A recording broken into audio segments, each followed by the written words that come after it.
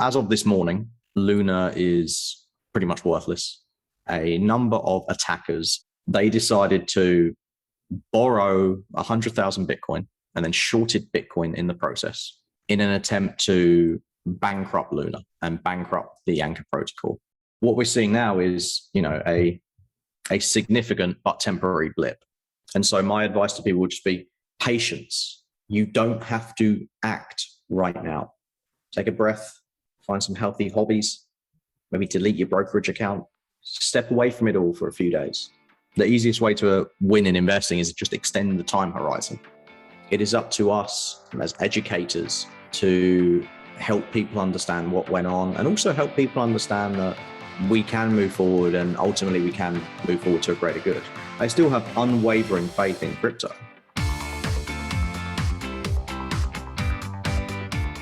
Welcome to another exciting episode of the podcast, The Thought Leader Revolution. I'm your host, Nicky. And boy, we have an amazing guest lined up for you today. Today's guest is a repeat guest. He's been on the show not just once, not just twice, but 3 times. This is his 3rd appearance. He is an expert in investing. He is an expert in all things around the subject of crypto, DeFi, and the metaverse. And given everything that's gone down in the last few weeks about that and the panic that's being caused in the world, who better than to have an amazing expert here to come and unpack it all for us? I am speaking, of course, of none other than the one, the only, the legendary Ollie Gorr. Welcome to the show, Ollie. Wow, Nicky, what a few weeks it's been since we last spoke. It has, brother. I went on my first vacation for 3 years, and now I'm starting to think I should never go on vacation again. I know, man. I know. So since we last spoke, the markets have tanked. And if you look at the history of investing, period, but also more specifically the history of crypto, the markets have typically had ups and downs, just like what we're going through right now. So this isn't new, although for me, being new into the crypto space, it's the first time I've been on the downside of a bear market. And I had a decent amount of money invested in this, not life-changing or anything like that, but 30, 50 grand, something in those regards. And there's no question that I rode the up, and now I'm riding some of the downs. And I still believe that the space has great long-term future. And what's happening right now is just part of the rhythm of life, the rhythm of investing, the rhythm of the market in the world of crypto, DeFi, and the metaverse. But I'm not the expert. You're the expert. That's why I brought you here. So, Ollie, why don't you unpack A, what happened in the last few weeks, and B, what it all means? Okay, so I think first and foremost, I want to be very, very clear that this is not the end. This is a temporary setback, of which there have been many. The space is still so new. I think about it, I started investing in 2008. In 2008, there was no cryptocurrency. That did not exist. That's when Satoshi wrote the white paper to remove us from what happened with the banks and the global financial crisis. And with crypto, because everything moves so quickly and because of the convergence of technologies as well regarding, we have Twitter, we have the 24-hour news cycle is now the 24-minute news cycle. Everyone can have an opinion. And there's just so much information flying around that there's a couple of things I would like to clear up, because there's some narratives that I've seen spread that I think are unhelpful. But first, do you want to sort of unpack everything that happened in the last week with Luna and UST and everything there? Please. So as of this morning, Luna is pretty much worthless. UST is trading at 11 cents on the dollar off exchange. So if we actually go on chain in the Luna ecosystem, UST is still worth $1. Just there is no money to actually redeem it. And I think the biggest thing in terms of the individual investor is Anchor Protocol has pretty much gone from having 18 billion in deposits. And Anchor Protocol, for those listening, was the largest consumer DeFi product.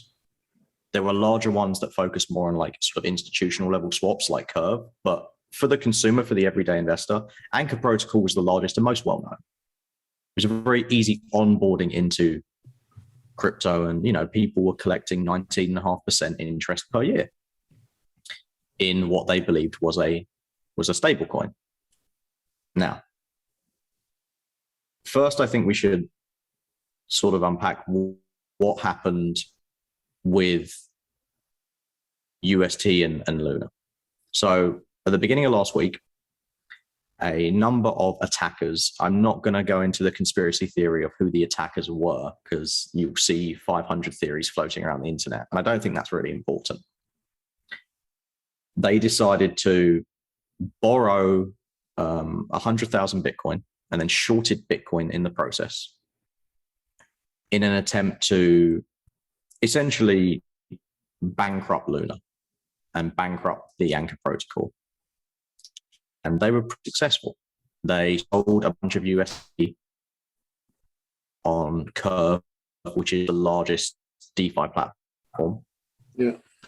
This then forced the Luna Foundation, which maintains the entire Luna ecosystem and actually has the reserves to be able to pay out this rate we got on Anchor Protocol.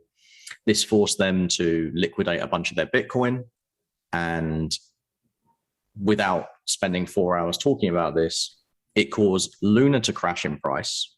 And if Luna crashes in price, UST loses its peg, because UST is backed by the value of Luna. But that's how we saw US the dollar to 90 cents to 80 cents to, as of when we recorded, it's about 11 cents this morning. So we are at a bit of a crossroads. Luna has now, they're essentially just minting new Luna tokens to maintain any sort of value. Luna is a fraction of a cent. This has now spawned a movement which is very, very similar to what we saw with Dogecoin, Shiba Inu, of, if it just goes back to 1 cent, or if it just goes back to $1, I'll be rich. And that's not how it works. Because for Luna to go back to $1 as it currently is set up would make Luna by far and away the biggest coin in the ecosystem. And that's not going to happen. And on a technical level, and I'm not a big technicals guy, but I do think it's important sometimes to understand a bit of context. Yes. Bitcoin has a big support level at $28,000. If Bitcoin drops below 28,000 and stays below 28,000, there isn't another support level until around sort of 19,000. There's not a strong one. So there's a psychological one at 25 because it's around that. But in terms of actual technical support, there's not much below 28. And so it could lead to Bitcoin going down below 20,000 again, which when Bitcoin drops, everything else drops. Yeah, it's the big daddy, right? So, of course, Bitcoin controls the entire market. Everything is controlled by Bitcoin's price movement initially. If you've been in this for any length of time, you'll understand that Bitcoin goes up, more money flows into the ecosystem, then the altcoins go up. And that cycle ends when Bitcoin starts going down again. It makes sense, right? It totally makes sense. And on an objective level, I'm quite confident that saying this is probably the third worst event in the history of crypto. It's not the worst, but it's the third worst. And it's going to be a real stress test for the whole DeFi ecosystem as a whole. DeFi has really only been a thing for 2 years. And this is why I like history so much, because it provides us comparisons. History doesn't repeat itself, but it does rhyme. It does rhyme. Yeah, that's a very powerful quote.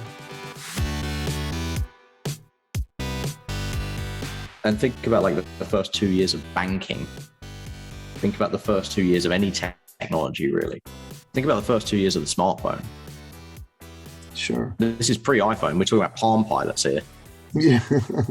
And, that sort of level of bugginess and lack of function, and what to me is positive is that money isn't leaving crypto.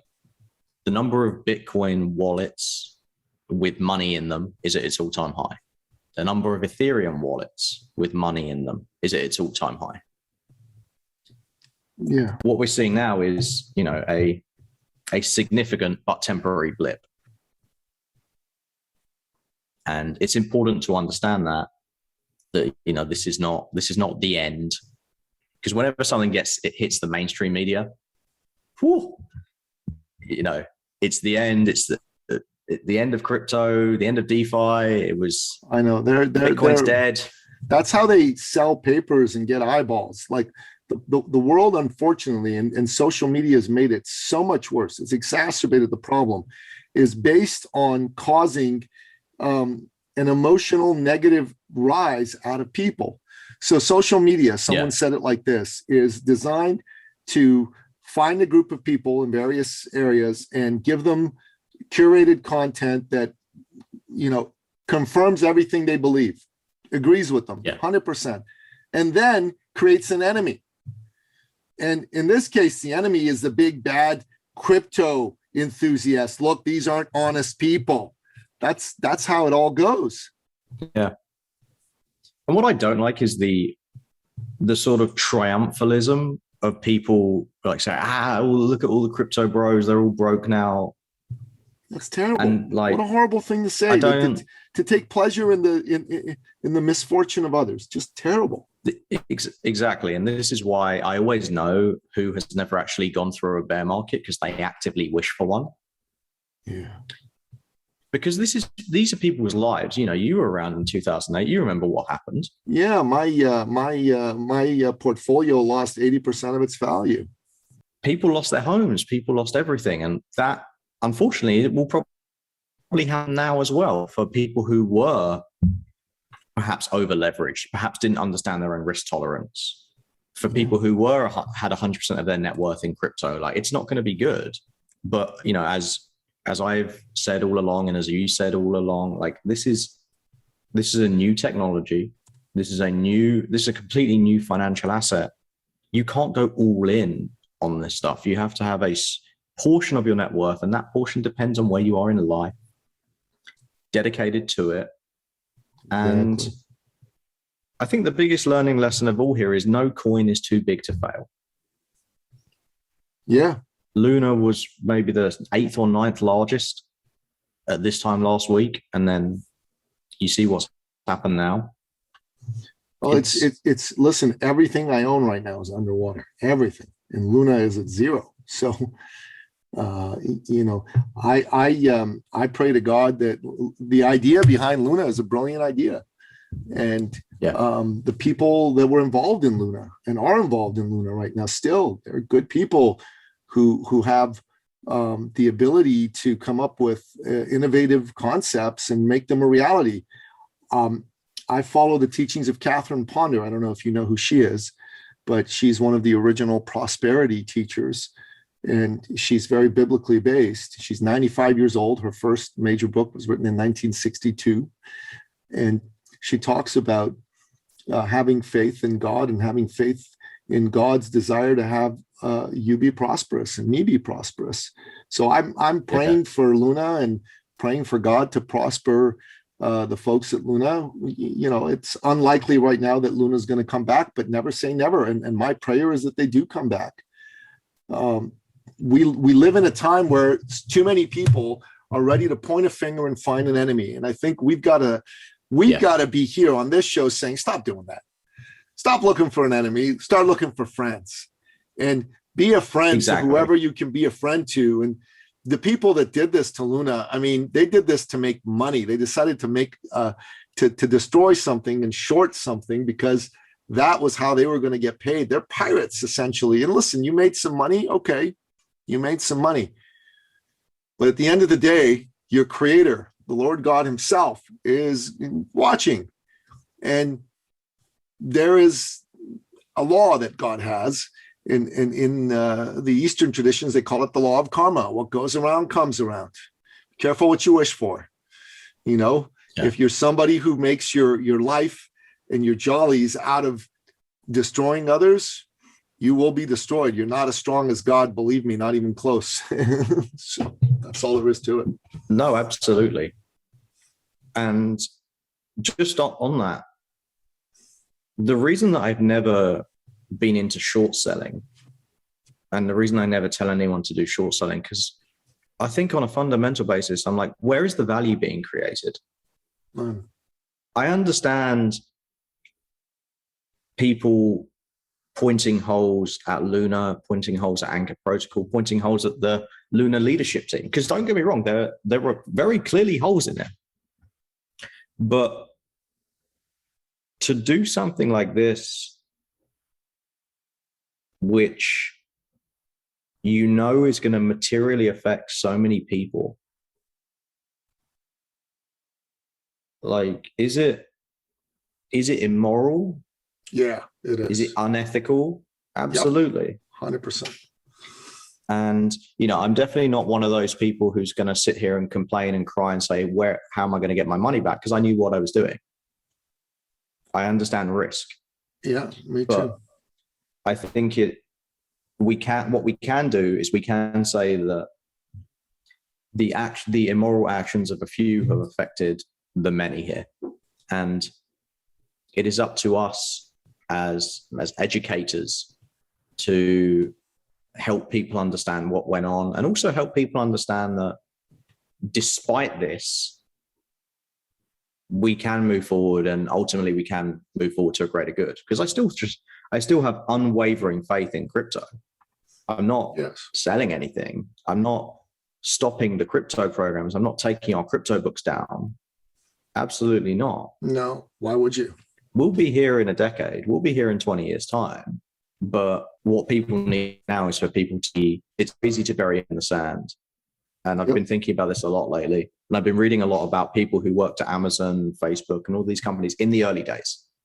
You know, Amazon lost 94% of its value in about 6 months. Facebook had to shelve its IPO for 4 years. Both companies were very close to going bust. Yeah. And it's up to the leadership to show up and just be in front of people and say, look, times are tough right now, but we're not going away. We're still here to help. And you have to believe that things will get better. So I'll tell you, there is a very powerful quote from a legendary baseball player named Tug McGraw. Tug McGraw is the father of legendary country singer Tim McGraw. And he was part of the he was part of the, I think that was the Philadelphia Phillies in the early 80s. And they were absolutely not favored to win the World Series. And they ended up winning it. I think it was 1981. And Tug was the inspirational leader of the team. He wasn't the best player, but he was the one who came through in clutch moments. And he would say to people on the team, you got to believe, you got to believe. And that's what I think should be the title of this episode. You got to believe, you got to believe. Why did crypto come into being? Well, because centralized finance has been, quite frankly, taking advantage of people for centuries. And centralized finance put people's wealth at risk. And they put all the control in the hands of some central bankers and other bankers. The concept of cryptocurrency and decentralized finance was to take that control away from the hands of the few and give it to the hands of the many. And this is part of the creative destruction of capitalism. You're going to have companies that are going to do extremely well. You're going to have companies that are going to crash and burn. And that's just how it goes. If you don't have the stomach for it, then yeah, you shouldn't be involved. But if you do have the stomach for it, you're able to stay the course in the long haul, you're going to do very, very well. And it's my belief that the people that short sold Amazon when it crashed by 94% in terms of its stock price are kicking themselves now. And it's my belief that the people that have decided they're never going to get involved in crypto because, you know, there was a crash, they're going to kick themselves in 5 or 10 years. You know, you're going to say one thing in 2032. You're going to say, I'm glad I did, or I wish I had. That's all you're going to do.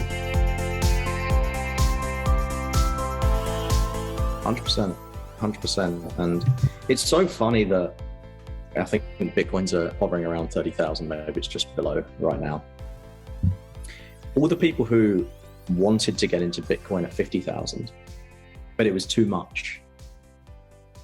Now they don't want to get into it because what if it goes down more?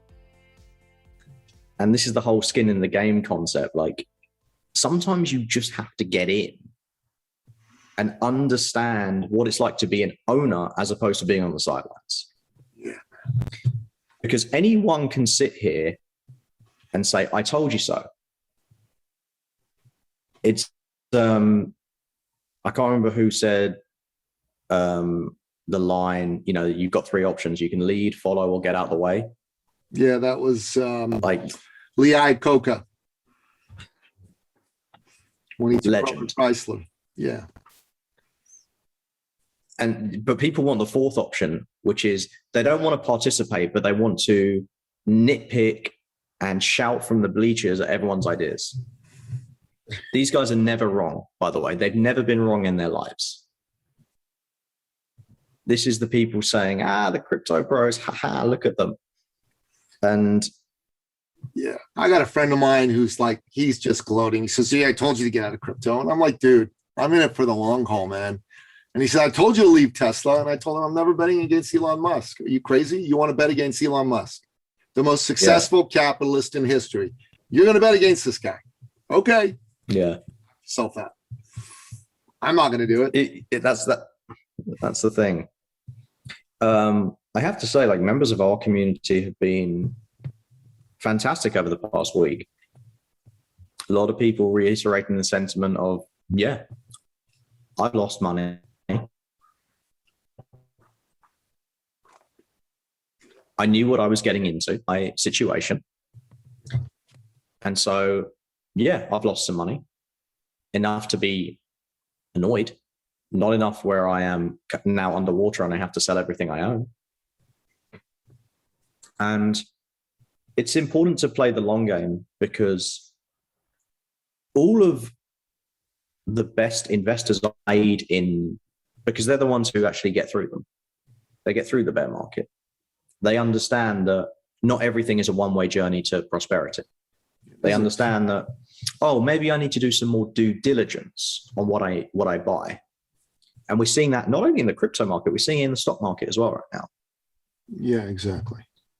And so it's really, really important at this point to know what you own and also know why you own it. Because I speak to so many people and the story's always the same. I say, like, okay, talk to me about your worst investment. And it's always the same thing. I bought something and I didn't know what it did. Like I have a close personal friend of mine. And on Tuesday, he sent me a message saying, I just bought Luna at $17. What do you think? And my response was, I really wish that was a question and not a statement. I really wish it was, should I buy Luna at $17? What do you think? As opposed to, I've done this, what do you think? Yeah. Yeah. So what I will say for people thinking about like short-term moves is it's very difficult to catch the falling knife. There is so much uncertainty right now. The best move is to do absolutely nothing. everyone wants to be a genius right now. Everyone wants to be the guy who made all of the money when the market was going down. In terms of ego, that's the ultimate thing you can do in the financial markets. Sure. But it's way harder than people think. And so my advice to people would just be patience. You don't have to act right now. Are you down a significant amount of money? If you are, take a breath, find some healthy hobbies, maybe delete your brokerage account. Yeah, I think it's not a bad idea. Step away from it all for a few days.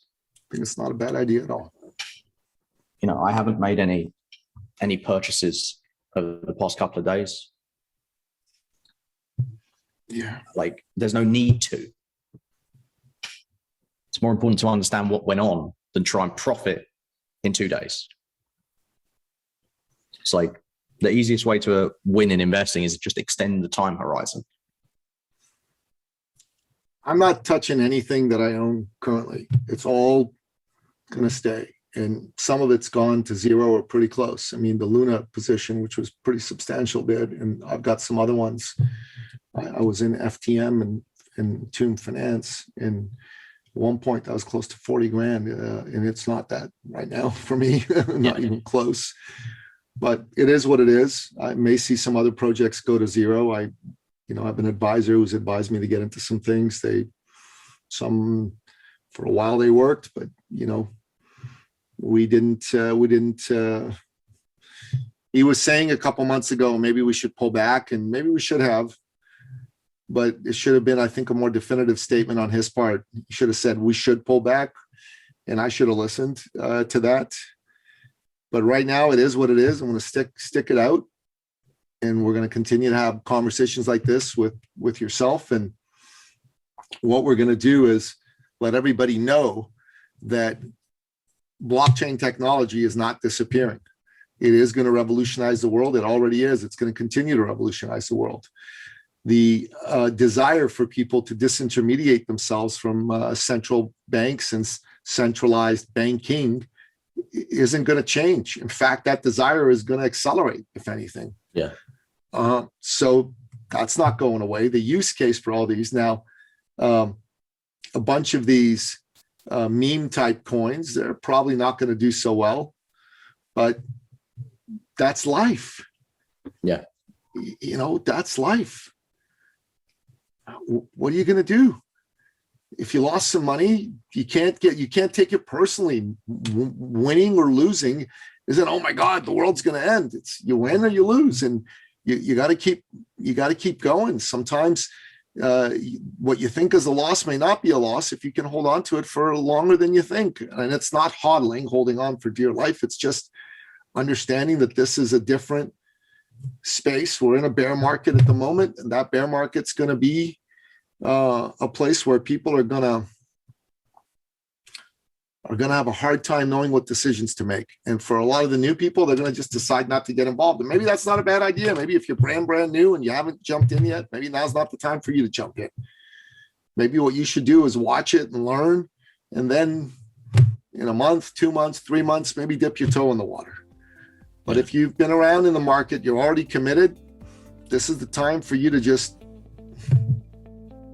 look at what's happening, unpack it, and make some decisions based on cold logic and not out of control panic. Yeah. You said something there that I want to double down on. Like, your coins don't know that you own them. You're not owed anything. And one of the most dangerous mentalities I see in investing is, it has to come back. Why does it have to come back? It doesn't owe you anything. Same with stocks. Like, your stock doesn't know you own it. They're not sitting around in the boardroom at AT&T going, oh, you know what? John Boy bought us at 28 and we're now at 24. So can we sort of like hurry the F up to get back to 28? It doesn't work like that. And with crypto, it's the same thing. outside of Bitcoin and Ethereum, and there are now a handful of coins that I would also put in that tier of like proven projects with use cases. The vast majority of these are speculative. And we can see that actually, if we look at just the prices in the past week, like Bitcoin and Ethereum have gone down the least. Why? Because what generally happens with the smart money is that it transfers away from the altcoins and it goes back into Bitcoin and Ethereum during times like this. And there's a reason that 50% of my crypto portfolio is in Bitcoin and Ethereum, because those are by far and away the strongest projects that we have. And one thing I think we can take a real positive from is that Ethereum has held up very, very well in the past week. And we didn't see that the last time. We didn't see that the last time we had a real like downward pressure in the crypto market. Bitcoin didn't hold up great, but like it held up better than everything else. But Ethereum has held up very, very well. And I think that's a really good sign. And ultimately, the top 10 in market cap is going to look drastically different 5 years from now than it does today. Because if you look at, even if you look 4 years ago, the top 10 in market cap was significantly different than it is today. We had projects that everyone was convinced that were going to be big winners that weren't. And we had projects that came out of nowhere. For example, Solana. Solana came out of nowhere. And what you really want to pay attention to in the next few months is, if you're monitoring a project, look at which founders are focused on the building process, as opposed to the ones who are focused on prices. One big lesson that I think is really important is, I apply this to the stock market, but you can also apply it to the crypto market if the founder is, quite active publicly, is if they're always talking about price action and market cap projections and price predictions, stay well away. If they're just focused on building, that's the kind of project you want to be in. Because all the best projects are built during bear markets. Because that's when everyone else, when all of the get rich quick types, they're out. The actual people who have a belief in the technology and a belief in their project, they're going to continue building regardless of what the price is. Because like Jeff, for example, Jeff kept building at Amazon even when the stock was down 94%. Mark Zuckerberg, for as much flack as he gets, he kept building at Facebook throughout those 4 years where they couldn't IPO. All of the great leaders have done that. Bill Gates with Microsoft, same thing. Same thing. Steve Jobs with Apple, same thing. Yeah. Yeah, 100%. And Elon with Tesla and his other companies. Elon with Tesla. The only CEO I've ever seen tweet that the stock price is too high.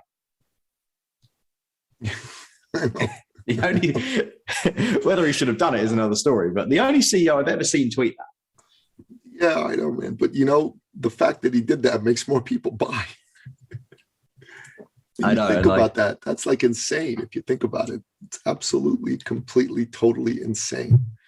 Yeah. And it's important to, once again, extending the time horizon makes this so much easier. Like if my time horizon was 10 days, I'd be a worried man right now. But my time horizon isn't 10 days. Even I feel like 10 years is a bit too short.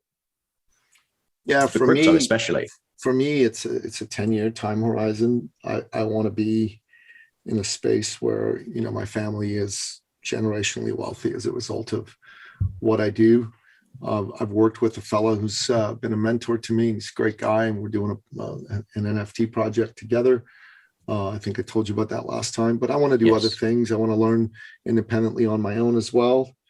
That's why I'm glad you and I are having these conversations. So let's continue to have these conversations. I would love to, with your help, get connected to some of the people that are in charge of some of these projects like Solana. I think those are good people to talk to. and I want to understand how they think, what they're all about. I want to have them all on my show. And then I'll put some money in a few of those. These people are, visionary gets thrown around a lot. But these people are visionaries. And one thing I think is really unfair in the past week or so is that Do Kwon, the leader of the Luna Foundation and sort of the de facto CEO, if you will, of Luna, has been compared to Elizabeth Holmes. No, that's not him. He's not. That's very unfair. Which is very unfair. Like, Elizabeth Holmes ran a fraud. She did. I think a more apt comparison would maybe be Adam Newman, the founder and CEO of WeWork, who I still maintain that Adam Newman was about like 2 or 3 ticks away from actually making it work. The problem was he never had anyone to stand up to him. And because WeWork is a real business. It is. It was not profitable. It was wildly unprofitable in its iteration, but it was still a very unique business model. Yeah. And I feel like the Elizabeth Holmes comparison is very unfair. I know it gets clicks. He's no Elizabeth and that's all Holmes, that matters on the internet. No, absolutely not. And listen, my gut tells me this fella he's not a quitter. He's going to try and find a way to still figure this out. I would hope so. And there's no shame in putting up your hands and saying, look, we got it wrong. I messed up big time. Mark Zuckerberg did that with Facebook with the mobile thing. He's like, hey, we have missed mobile. We've missed it. But what can we do to catch up? And then they buy Instagram, which was one of the best business moves of the last 20 years. Yeah. It's like, business isn't smooth sailing. You understand that. I understand that. We're both business owners. It's not linear. If you want a linear path to wealth, get a job. It's the same. You won't get wealthy. You'll just get by at best. Exactly. And it's the same with investing, because you're buying in the stock market, you're buying businesses. In the crypto market, you're investing in projects. But most of these projects do function like businesses, especially in DeFi, because they create revenue. Yeah. It's not smooth sailing. It's not a one-way path. And the problem with humans is, and especially with the hive mind that we have right now, is everything becomes so short-term. People's memories,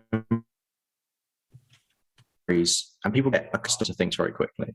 And people get accustomed in crypto to quick gains when they are happening. And when we get accustomed to things, we get comfortable. When we get comfortable, we get lazy. And so when things like this happen, we're like, how could this have happened? And, I don't want to go into the rabbit hole of were the warning signs there. But looking forward, it's more difficult to see that. I mean, Steve Jobs, in his incredible address to the Stanford graduating class back in, I think, 2006, said, it's easy to connect the dots looking backwards. It's impossible to connect the dots looking forward. So, yeah, you should have known. No, you shouldn't have known. You're living life. You're in the moment. Yeah. How the heck could you have known? Who knew someone was going to say, you know what, I want to take out a company and I want to make a bunch of people lose money so I can make some. Like, that's a horrible, shitty way to think. And that took hundreds of millions to do as well. It's not just some kid in his basement like, haha, I'm going to hack into the... No, that's not what happened. No. This was a financial attack, not a hacking or computer-based attack. Yeah, it was. So, it was done by an organization, one of those centralized types who decided they wanted to go and take somebody out and make an example out of them and make some money in the process. Okay, so you did it. Congratulations. You know what? Enjoy your victory. It'll be short-lived. And what you reap, you shall sow. Sow the wind, reap the whirlwind. Yeah. And that's what just happened to these folks right now. God himself will come and take you down. And if you think that's not true or that's hocus pocus, oh, then you're an idiot. God exists and he doesn't approve of crap like this. He just doesn't. I love it. It is what it is, man. It's the truth. So Ollie, I think we've talked about this enough. I think we'll have another conversation in a few weeks because I want to see how some of this stuff shakes out. But listener, if you're enjoying the conversation and if it's illuminating for you, and whether you agree with Ollie and I or you disagree with us is okay, then I ask you to do one thing. Share this episode with somebody, have them listen to it, get a dialogue going, because this is an important issue. This is beyond just what happened to this one organization. This is about the nature of what it means to be a human being in 2022 and beyond. Do we want to be the kind of human beings that take pleasure from the misery of others? Do we want to be the kind of human being that enjoys being successful by putting others down and crushing them and their hopes and their dreams beneath our jackbooted heels? Or do we want to be the kind of people who uplift people? I know what kind of human being I want to be, and I am. And that's someone who uplifts. I just did the first live event in Toronto in over 2 years, almost 2.5 years. And we uplifted a whole group of people through that event. We had incredible speakers and teachers, and the energy was palpable. The energy of uplift was amazing and great, all that good stuff. And, what I got to say is pure and simple. Be an uplifter. Be somebody who puts your hand out and asks someone else if they need help and lift them up and bring them up. And when it comes to crypto and DeFi and the metaverse, if you haven't jumped in yet, maybe now is not the time. Not even maybe. Now is not the time to jump in. Hold back for a little bit. See what happens. See what shakes out. If you're already in, I'm not going to give you advice on what to do, whether to pull out or stay in. But all I'm going to tell you is you got in for a long-term reason, not a short-term buck. At least I hope you did. And if that's what you did, then it's important that you continue to keep that long-term perspective and act accordingly. This is an investment advice. I'm not giving you advice. I'm not telling you what to do. This is education, but it's my own thoughts. Act according to long-term thinking. Long-term thinking may mean sell everything you got in here. It may not. It may mean a mixture of selling and holding. But long-term thinking is what you want to do. And life is a long-term game. Life is a people game. You want to be there to help people. It's all about people. And those people that don't make it about people, well, this was the equivalent of Russia invading Ukraine, man. Financially, that's what it is. Yeah. That's what it is. Well, let's hope the Ukrainians, the Plucky Luna Foundation people, can fight back. That's all I have to say. So, Ollie, what are your best 3 pieces of advice? Your top 3 expert action steps at this stage in the market? The first would be to develop a healthy coping mechanism.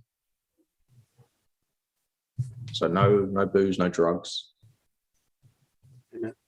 Exercise. I keep looking up because there's a bird nest on my balcony, and the chicks hatched yesterday. Oh. And so I keep looking up because the mum keeps coming back to bring them food. And that has brought me so much joy over the past couple of days. Just watching these birds. And I never considered myself a bird person until now. But like this is like, these are little things that, I'm not going to pretend that everything's rosy right now in the financial markets. But like having a healthy coping mechanism does make it better. The second one would be, someone told me many years ago, you get 5 seasons as an investor, 2 to learn and 3 to earn. This is a learning season, so learn. And the third would be just to be honest with yourself about your own time horizon and risk tolerance. Like if you can't sleep right now, your financial moves are far too risky. It's just a fact. We have something that I teach called the sleeping level. which is literally your portfolio is as risky as it will take you to lose sleep. If you're losing sleep, it's way too much risk. If you're sleeping fine, you're okay. This should not be something that affects your life to that degree. And that comes from the great Jesse Livermore, the father of trading, who is the world's worst trader of all time, which in itself is a lesson. You shouldn't trade, you should invest. So those are my three. Yeah, Jesse, Confessions of a Stock Operator. What a great book. One of my favorite books ever written. Yeah, it's a great book. I haven't read it in a couple of years, but might not be a bad idea to revisit it. Absolutely. Yeah. So folks, Ollie Gorr, 3-time guest. This man's the real deal. Go check out his company, freemanpublications.com. They've got a ton of books on investing, traditional investing, as well as crypto and decentralized finance type investing. Go buy a few of his books, educate yourself. He's got a number of courses that he runs. Make sure that you check out his courses and frankly, take his courses. I think it just makes sense for you to do that. And, have faith. You got to believe. You got to believe. You got to nurse and feed the little chicks, That'd be another good title for this episode. Feed the little birds. Feed the little birds, and you got to believe. And if you're in business for yourself and you're looking to grow your business and you had some big goals for 2022 and you're not hitting them, then now's the time for you to step back and do an analysis of all that. And if you don't know what it's going to take for you to actually hit those goals, then I suggest you go to our website, eCircleacademy.com, click on the button in the top right-hand corner that says book a call, book a success call, and go ahead and book that success call. We'll have a conversation with you. We'll have an honest conversation with you about what's actually going on in your business, where you're at, and what it's going to take for you to hit your targets. And if it doesn't look like you're going to hit your targets, and we don't think you're going to hit your targets based on where you're at and what you're doing, we'll tell you that. We'll tell you what you need to do in order to hit your targets, or at least get close to hitting your targets and crush them for next year. But it's May. You got a half a year left. Don't just sit back and try to figure it out alone. Don't do it alone. Hashtag don't do 2022 alone. We all do better when we're with people. And that's what I've discovered. That's why we did the event that we did this weekend. That's why we have the various communities of people that we work with, because together we all win.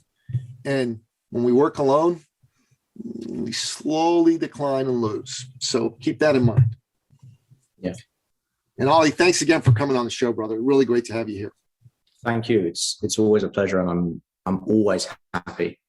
Good. Well, look forward to having you back again real soon.